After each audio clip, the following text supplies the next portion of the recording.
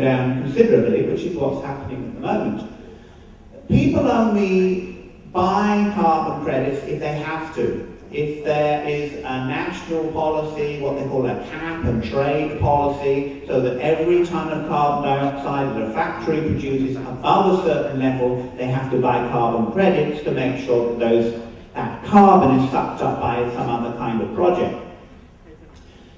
The Kyoto Protocol, which has been an international mechanism which has been obliging national governments to bring in these kinds of policies, is in disarray because it's expired and there hasn't really been much to take its place since. So governments are no longer, a lot of governments are no longer enforcing this idea to force companies to buy carbon credits to compensate for their carbon emissions. So we're in a new phase of, well, free fall in terms of carbon credit prices and a lot of confusion out there about how to tackle the problem. The bright spark on the horizon is this thing called REDD, R-E-D-D plus. It stands for Reducing Emissions from Deforestation and Forest Degradation. Now originally, this was a set of policies and programs that were set up by the United Nations Climate Panel, designed to stop people chopping down forests and contributing carbon dioxide into the atmosphere as a result of deforestation and as a result of simply what we call forest degradation, which means not exactly clearing the whole forest, but just nibbling away at the trees within the forest or cutting them for firewood and whatnot. Then people got the idea that, you know what, instead of paying people not to cut down trees, what we should be doing is paying people to actually plant trees. And if we were paying people to plant trees, this would not merely be reducing the emissions into the atmosphere, but it would be actively sucking out the carbon dioxide from the atmosphere. But other people were saying, well, you know, people can do this simply by clearing the land and planting eucalyptus trees. Eucalyptus trees grow very quickly. They suck up a lot of carbon, but that's not a forest. That doesn't do anything for biodiversity. And if you're establishing a monoculture of fast-growing trees which are going to suck up carbon dioxide from the atmosphere quickly, you've only got one product. The product is eucalyptus chips, wood chips, which makes, you know, toilet paper and that sort of stuff. And you can displace local people that did use the vegetation in many ways to supply their local needs. You can get rid of local people. This is going to displace local people, and it's going to be terrible for biodiversity. So, I think it was the conference in Bali, they added two pluses, plus biodiversity conservation, plus community rights. So if you want to do an REDD plus project, not only must you plant trees to suck up carbon, but you must do it in a way that promotes biodiversity conservation, and that means trying to re-establish a natural-looking forest, and you must do it in a way that does not deprive local people of their rights. So REDD plus is a set of policies and incentives under the United Nations Framework Convention on Climate Change, and it's designed originally to reduce carbon emissions, but now it includes these very important words: enhancement of carbon stocks. And most people take that to mean that the money will be available not only to pay people to stop cutting trees, but to pay people to start planting trees, to increase the carbon stocks. This could provide a whole load of funding, not only carbon credit funding, but national government funding, all kinds of funding mechanisms are being proposed for this. The Americans are putting a lot of money into this. So not only could it restore the forest, but it could benefit local people and it could benefit biodiversity as well. So we have to now say, well, okay, since RED came along, suddenly, everybody wants to plant forests because they got their eye on that funding money. Our unit has been inundated with requests to run training programs, with requests for textbooks and all this sort of thing, curriculum development for forest restoration programs. And it's all because people see those dollars on the horizon which will come out of RED, and you can't just plant eucalyptus trees to get your RED money. You have to get back to something similar to a natural forest ecosystem, and you have to do it without destroying local communities and their rights. So we have to be very clear about what we mean by forest restoration. Forest restoration is all to do with manipulating natural forest succession. If you leave an area of land for long enough, then the forest will come back. It may come back slowly, but it will come back eventually. So this is the natural process of ecological succession, the build-up of a forest ecosystem becoming gradually more complex and more diverse as time passes. But it takes a long time to happen naturally. Especially these days, we have fire, we've destroyed our seed-dispersing animals. There are all kinds of barriers that actually prevent natural succession from happening. So why not help natural succession to occur a little bit more quickly than it might occur on its own? So forest restoration is about directing, making sure succession goes in the right direction towards the ecosystem that you're after, and accelerating, making sure it happens more quickly, accelerating ecological succession towards an indigenous forest ecosystem, no eucalyptus, indigenous forest ecosystem of maximum 4 things. These are the 4 things we're aiming for. The first thing is maximum biomass. Half of your biomass is carbon. So you increase your biomass, you increase your carbon. The trees begin to grow, they accumulate biomass. As the trees accumulate biomass, the trees can partition that biomass into more and more structures. So a young forest which is only 1 metre tall has 1 layer, but a young forest which is 15 metres tall has an upper canopy and a mid canopy and a lower canopy and big branches and small branches. Structural complexity increases. So we're wanting to maximize the structural complexity. As the structural complexity increases, this creates niches for plant and animal species to come in. So the biodiversity increases, and as the plants and animals interact with each other, pollination, seed dispersal, and so on, you begin to get the return of ecological functioning. So we are trying to maximize these 4 things: biomass, structure, biodiversity, and functioning. But there are limits to how much biomass you can have on any particular site. And the amount of biomass and structure and biodiversity and functioning you can have is limited by the climate and by the soil. Really getting back to the fundamental principle of the climax forest ecosystem of years ago, a term that's not really very commonly used anymore. If the climate is changing the type of forest that can be supported on any particular site, what it means for forest restoration is that we don't know really where we're going anymore. There's confusion about what forest restoration is aiming for. If we say the idea of forest restoration is to put back the original forest ecosystem, that's the forest ecosystem that was growing on the site 100 years ago, before it was all cut down, well, that's no good, because it's going to be 6 degrees hotter than 100 years ago. So we certainly don't want to go back to the original forest ecosystem.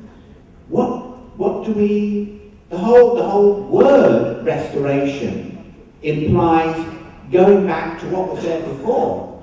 And global warming means we can't use the word restoration anymore, not forest restoration. We can't use the word forest restoration now to mean getting back to what was there before. Because the one thing we do know is that getting back to what was there before is definitely wrong.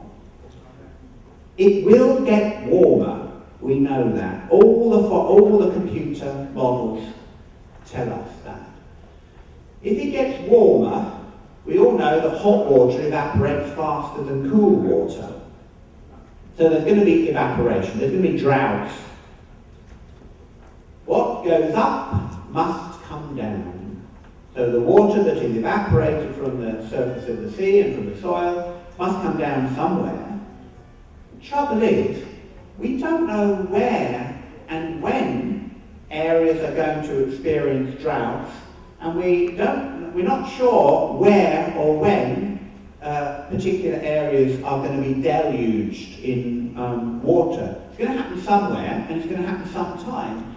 So the scientific models, the computer models agree it's going to get warmer, but there is no computer model that can tell you, if I want to plant trees on that site over there, at that altitude, on that mountain, is it going to get warmer and wetter, or is it going to get warmer and drier? At the moment, you might as well go to a fortune teller, because the computer models are about as good as going to a fortune teller for this. In areas where it's going to get warmer and wetter, we should be thinking about putting back the evergreen forest ecosystems. This is what we can do now in Chiang Mai quite easily. If it's going to get warmer and drier, then we need to think about putting back deciduous forest ecosystems. And if we do absolutely nothing about global warming, who knows what will be recommended for planting in the future? Here's the problem. In the north, the division between evergreen forest ecosystems and deciduous forest ecosystems occurs at about 1,000 metres above sea level. And this is we do most of our restoration work, above 1,000 metres up to maybe 1,300 or 1,400 metres. If it gets 4 degrees warmer, and if it gets drier, the deciduous forest is going to start creeping up the mountain. And the evergreen forest, which is the most highly biodiverse forest, which sits on the top of the mountain, is going to shrink and shrink and shrink. And if global warming continues, it will disappear completely from all mountains that are less than 1,300 metres tall. An entire ecosystem will simply vanish off the top of the mountain. Now it'll happen gradually. It's not going to happen, in the blink of an eye.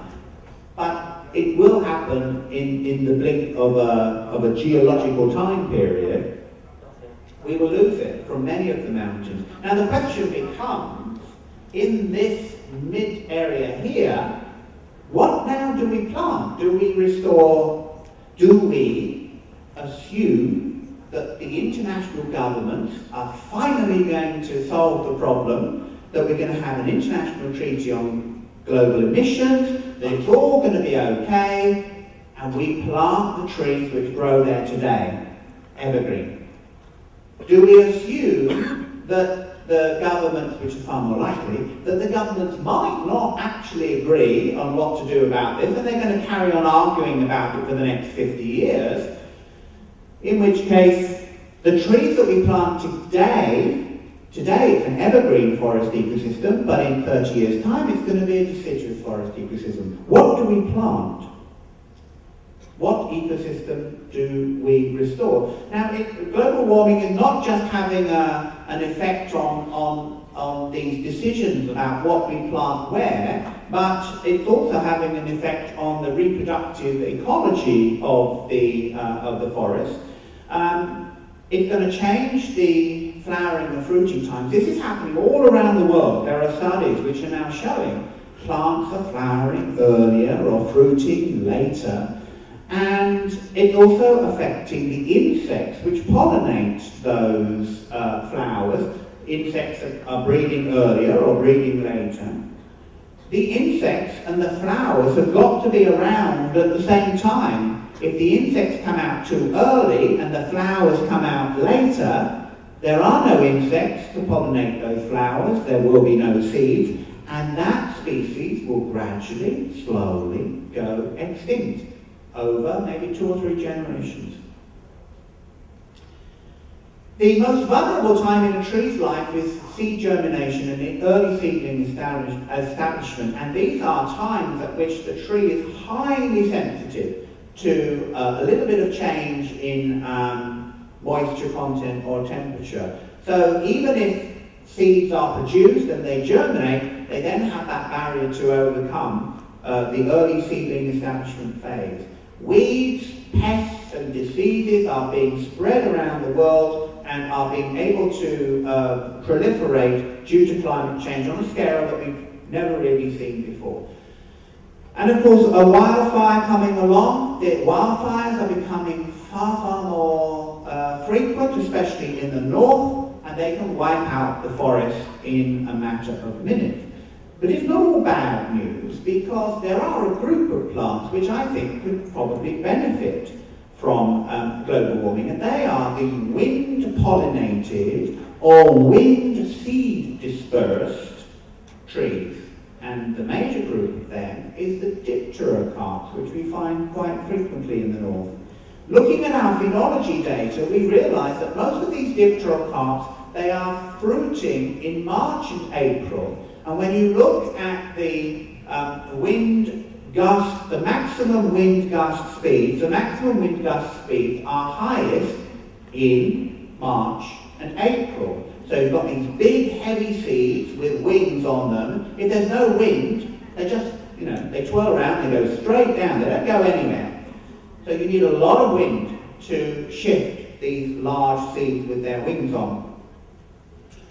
We then went to Chiang Mai Airport, got the wind data, because the airport is very interested in maximum wind gust speed. You don't want to be landing your aircraft on the runway when there's a freak gust of wind coming along.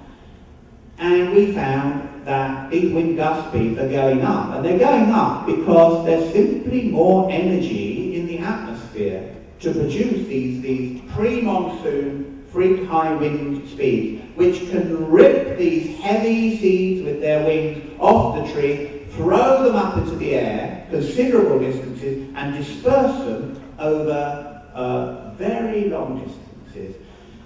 This is a Dipterocarpus costatus seedling, and it is establishing naturally one of our framework species. I'll talk about framework species in a minute. In one of our experimental framework restoration plots, and it's growing at 1,300 meters. The nearest place where Dipterocarpus costatus grows is about 5 kilometers away, and it's 500 meters lower down the mountain. This species never grows above about 1,000 meters, and yet we are finding seedlings of it all over our experimental plots, where we planted evergreen forest. Right? We're restoring evergreen forest, and the deciduous forest trees are coming in, and they're saying, this is fine, we can grow here now, it's warmer, it's drier. So eventually, the evergreen trees that we planted will die out, and the deciduous trees will grow up. And that will change from an evergreen forest into a deciduous forest. And we're just seeing the birth of this process. It's sad, but it's quite exciting to see it happening. The future is uncertain. How do we deal with uncertainty when we are rebuilding forest ecosystems now that are going to live for hundreds of years and that are going to have to pick their way through, at least in the short term, a period of very rapid climate change? We need to build ecosystems which have unnaturally high levels of adaptability. We need to increase the adaptability of our forests to deal with an unnatural change in our climate. I think there are two components to this adaptability. The first one is mobility. We need to create conditions under which seeds can disperse, that tree species can move around the landscape faster than they've ever had to move before, so that they can escape global climate change. The second component is diversity, maximising the options that evolution will be able to take advantage of in the future, maximising not only species diversity, so that there are at least some species that can survive in the future, but also maximising the genetic diversity within those species. Trees cannot run away from global warming. They're rooted in the soil, and the only way they can move is through seed dispersal. And the thing is, they don't have much time to shift their distributions. There's a paper by Lowry and Associates, and they have estimated how fast the temperature changes are sweeping up from the equator up towards the North Pole. So if you want to maintain your position at the optimum temperature, you have to move every year, 420 metres, simply to maintain your position within your optimal climate, your optimal temperature. How are trees going to move 420 metres a year? They grow up, they produce seeds, they disperse their seeds. If you're lucky, they disperse 100 metres or 200 metres. Then those trees have to grow up, that's another 25 years of growth, and then they throw their seed another 100 metres or 200 metres. So we can imagine that a tree species could move north maybe 200 or 300 metres in 50 years.